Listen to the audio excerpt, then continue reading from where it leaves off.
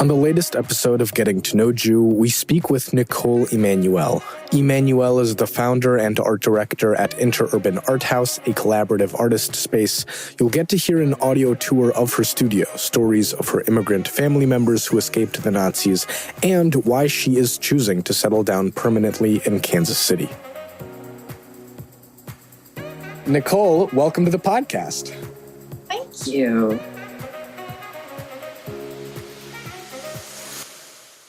So to start out, for those who may not know, tell us a little bit about what the InterUrban ArtHouse is. InterUrban ArtHouse is a nonprofit organization. We are 10 years old this year. I am the founder, and the origin story I think is very interesting. But bottom line, we have an acre property with a 10,000 square foot industrial building that used to be a postal sorting facility. We have 19 studios with about 30 artists. We run 6 programs, and all the artists have 24/7 access to their workspaces, and we have exhibitions and lots of activities. And for listeners, I kind of love the view behind you, which I just sort of going to describe briefly, because you've got like materials on tables and carts in every corner and sort of big murals. Are those like finished murals in the background, those ones? There's a painting in the background, and I share a studio with Rodrigo Alvarez and Isaac Tapia. And so one of the pieces that you see is a panel mural that they're working on.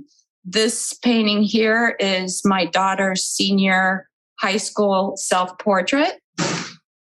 This is all my acrylic stuff. This is 10 years of, This is 10 years of articles about the origins of InterUrban ArtHouse. That's hilarious. You just keep that on the table? Well, no, it's our 10th anniversary, so I'm working on something.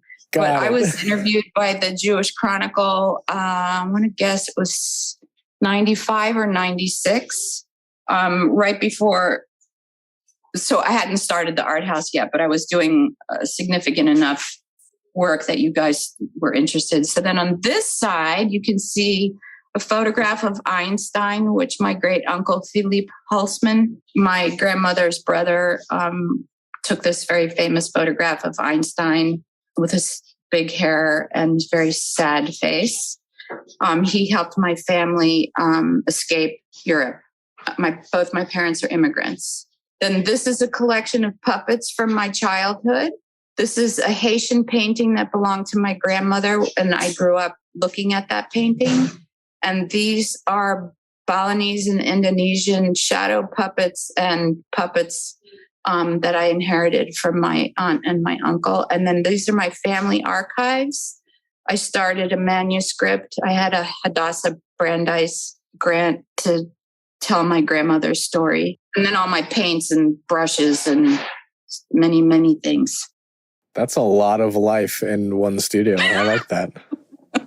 So I want to ask you a little bit later about sort of your family and how that ties into your art and the bigger story there. But first, to sort of, you kind of alluded to the origin story of InterUrban ArtHouse. So I want to kind of ask you, what is the origin story, especially given, like, to my understanding, Kansas City is already a pretty great place for music and art and culture. So where did you sort of see the need for this institution? How did that come about?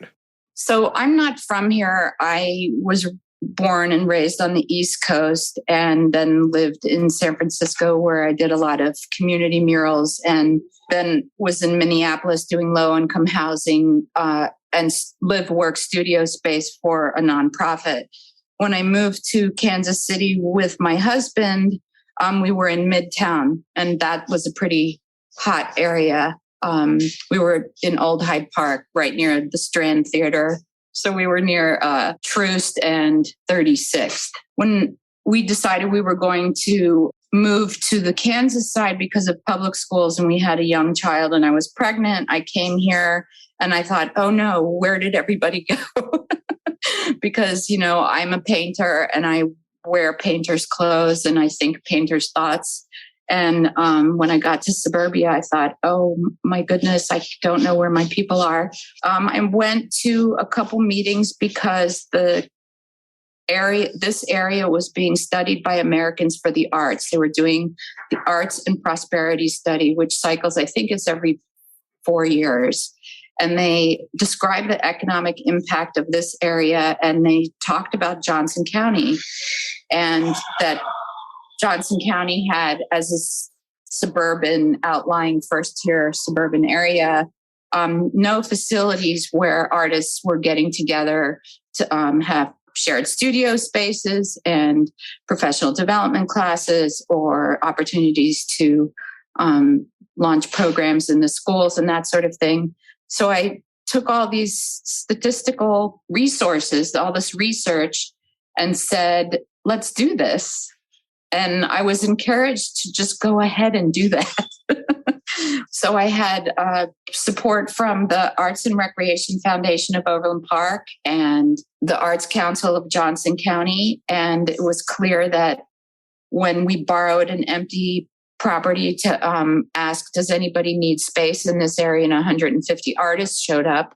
It was preview the building raw. It was not my building. I just borrowed a building and said, would people be interested in seeing a community arts studio and cultural center? And the answer was yes.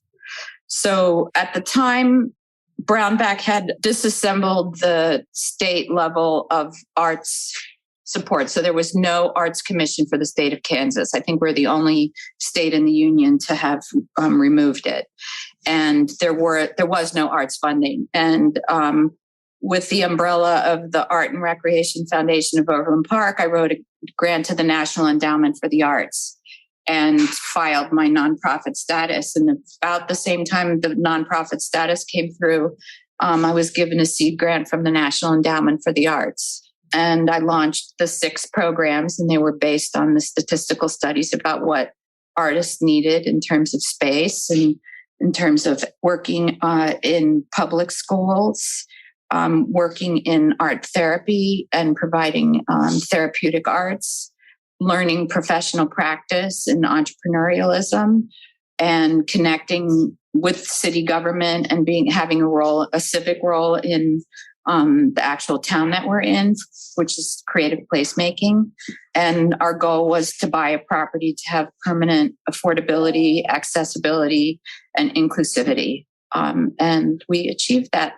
So I now want to kind of back up a little and ask you about, you and your art. Starting with, you've got this kind of awesome story on your website about how a renowned Chicana muralist, Patricia Rodriguez, shoved a paintbrush into your hand and sort of just told you to paint a mural, and that kicked off your artistic career. So what drew you to art, and how did this end up being your life and career and being shoved into your hand? My family is very creative. There's scientists and artists in my family. My great uncle on one side was the conductor of the St. Louis Symphony for many years. He was the one who sponsored the family to come to the United States. So he grew up knowing Picasso and had done amazing creative projects. And when I was a little girl, we would go and visit him, and we would have pretend plays, and we would draw with magic markers. He was a very joyful, creative, dynamic person. My great uncle on the other side, Philippe Halsman, was a very well-known photographer. The one I told you about, the Einstein portrait. I mean, most of the iconic photographs that 20th century luminaries would be images that you would recognize. A lot of them are Philippe Halsman photographs. And my grandmother his sister was his photo retoucher and studio manager. And I think that my family showed me the creative thing, but also the survival story of how they were, as Jews, went through the trials and tribulations of coming from Eastern Europe and being relocated and demonized and discriminated against. And then there was a very famous incident right before the Holocaust that involved the family and a murder. Then the Holocaust came, and the family some people were killed and some people were captured and some people escaped. And luckily, my mom was a child and she escaped. My grandmother my grandmother's story is pretty amazing. And then on my dad's side, he's got a disability and survived a lot of medical stuff. So the persistence of the family story and the belief in culture. And I mean, I grew up seeing the most amazing works. We always went to museums, we traveled. Those were the things that were important to us. I think our Judaism is expressed in our heritage, more our heritage and our love of culture and art and participating in those things and being eccentric, as opposed to being like orthodox or extremely rigid or organizationally affiliated. The family really didn't have roots. And I think art and culture were the path of connection for my family. And so that was why when somebody put a paintbrush in my hand and I thought I was just painting a white wall at the Women's Building in San Francisco. And what it turned out to be was an amazing mural that celebrated women of color who had achieved amazing things in California. And the Patricia Rodriguez, who became my mentor, she herself is a remarkable person, but the images in the mural and the Women's Building itself is a stunning cultural achievement for women. And so it really informed me politically, and it's the role that I play as a community activist. So it's through art. By the way, so I have sort of read bits and pieces of, you've got this book about your grandmother's story, and you alluded to it earlier. When is it coming out? Because it's kind of been in progress for a little while, right? So what happened? Sorry, no pressure, but I just was like curious. Okay, well, here's what happened. I was going to graduate school specifically to tell my grandmother's story and learn how to write. And that's when I had the Hadassah Brandeis grant and a couple other grants from the university. And I wrote the manuscript. I did it like in a complete first draft, but then there was another murder. So one of the central events in that is a murder. But then in real lifetime, at that time, there was another murder in the family, my husband's family. And I stopped everything I was doing and did what I did, which is to create a collective art response to a tragic event. And I put the book down in order to create this. It was a 3-state exhibition and performance in response to this murder. And it was called Sorry for the Miscommunication. It was involving muralists and graffiti artists from the 3 cities associated with our nephew, Brandon Scallion, who was a street artist. I got so involved in the community arts here in Kansas City in order to manifest that project that it led me back into studio practice, because I was just writing at home and raising our children, but getting thrown back into activism and social justice driven community arts is what led me back towards what ended up being InterUrban ArtHouse eventually. So you just haven't sort of had time to get back to the manuscript in the book? I haven't, and I since had a divorce and a move and COVID. So, it took us 5 years to raise the money and organize the purchase of the property and move in. And then, there's a staff of three and a half of us. So I was writing grants and, just trying to keep the organization functioning and responding to this alarming welcome that we got in the arts ecosystem here in Kansas City region. We've been extremely lucky and very hardworking team, and we've accomplished kind of astounding stuff. And this is, so there's a little piece of news, and that is I am the founder and I was the CEO, and we brought on Angie Haiduk, who's been CEO for a bit. I am stepping out of my staff role for the first time in the 10 years since I founded, in order to work in my studio full time.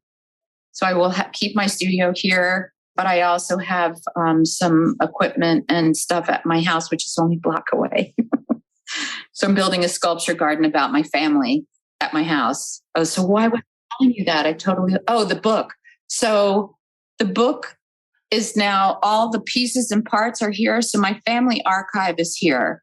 So I have photographs of my family and the research from Latvia and the Soviet Union or Russia was at the time, photographs from the 1800s and documents from the time period of the murder trial. And I have all the goodies are right here, waiting for me to get back to it. Interesting. So, but you don't have like an ETA yet on when the book might sort of eventually materialize? Well, so I have this first draft, and so let's put it out into the universe that I would really like somebody who wants to see this come to fruition. I think that her name was Luba, which actually means love in Russian. She, as a woman, what she survived as a Jew in the First World War, with the Germans and the Russians and the Germans and the Russians going back and forth over Latvia. Then the murder in the family, it was her father and it was her brother who was accused, and what she did to save him, and then how she saved the family when they escaped right before Dunkirk, just the women and children, the men. My grandfather was in a camp.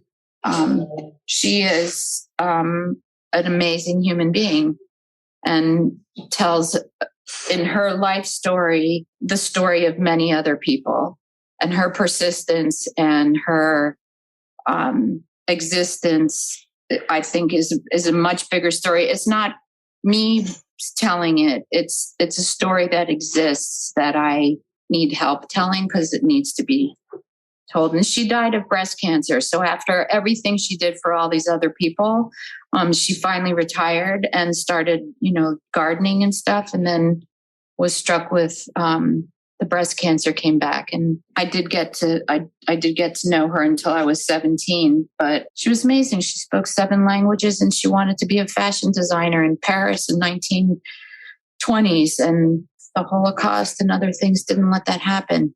I guess that's then a good point to then ask you a little bit more about, how does your Jewish identity and your family story, inspire and fit into your work? Like you're talking about the sculpture garden that you want to do. What are you sort of planning to portray with that? How is that played into the actual imagery of what you have been sort of producing over your career?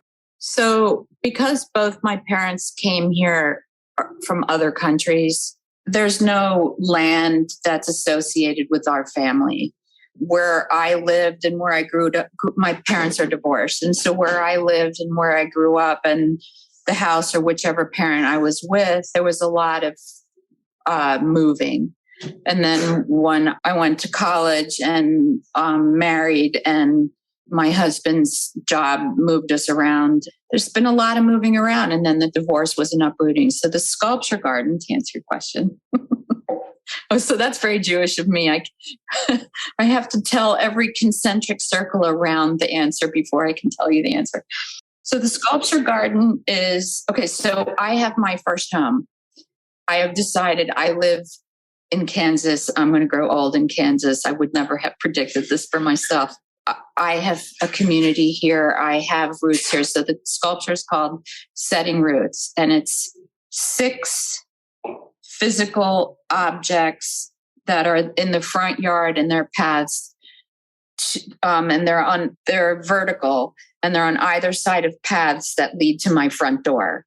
The first set of 2 is about my father and my father's family, and I'll explain what it's made out of. The other set is about my mother and my mother's family, and then the 2 in the very front of the path in the garden are my son and my daughter. Each one is about 7 feet tall. The base is going to be made out of steel and cement covered in mosaic.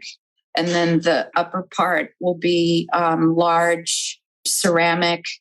Basically, if you think of if there's a post, a 4x4 inch post in the ground, they're already there. The ceramic is going to be like a gigantic bead that comes down on the post and sits on and so each one is symbolically, anthropomorphically artistically representative of these roots of my family, my immigrant parents, and then my children, and the fact that I'm setting roots at this house. So that's what the sculpture garden is about. And I'm going to say something some people might think is rude. It's sarcastic, but I mean, one of the ways that I know that I'm Jewish, aside from the fact that everybody in my family is Jewish, is that the history of the family is running from being killed, surviving and persisting and loving each other and making art. And while I went to Hebrew school as a kid and celebrated holidays and have very strong memories of that,